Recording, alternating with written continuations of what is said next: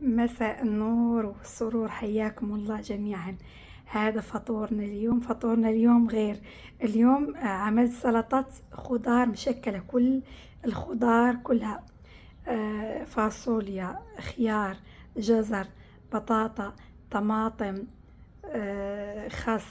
حطيت رز وفاصوليا سود وفاصوليا صفراء وشوي دان فيمي وشوي شرايح زيتون.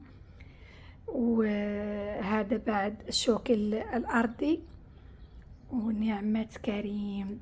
وخدت أوسكيدينيا من الشجرة، ولو انها بدأت تطيح كلها طاحت، ما ظل إلا شوي. ما بعرف ليش، شوفوا كيف صار. يلا الله يرضى عليكم، الله يسعدكم. حركات الإكسبلور وقلب.